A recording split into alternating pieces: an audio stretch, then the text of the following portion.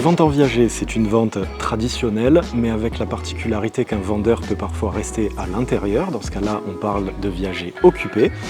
On verse en prix de vente une partie du prix qui s'appelle le bouquet et le surplus sous la forme d'une rente qui peut être mensuelle, trimestrielle, annuelle. Cela dépend de l'accord des parties.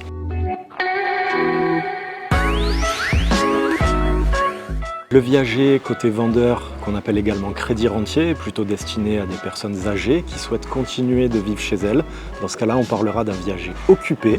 L'énorme avantage pour les vendeurs en viager, c'est qu'ils n'ont plus à leur charge la taxe foncière, les charges de copropriété et ils peuvent rester vivre chez eux jusqu'à la fin de leur jour. Donc on a souvent de belles histoires dans le cadre des ventes en viager, justement pour les personnes les plus âgées.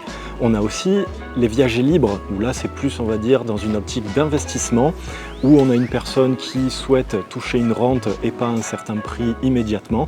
Dans ce cas-là, la vente en viager, la vente à terme, on a différents dispositifs qui nous permettent d'atteindre cet objectif.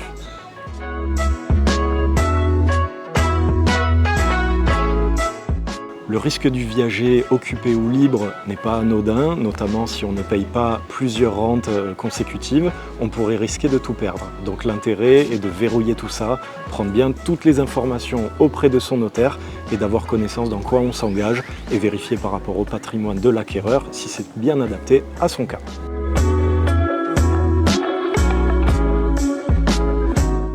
Le coût d'un contrat en viager, c'est comme une vente traditionnelle, c'est proportionnel à la valeur du bien.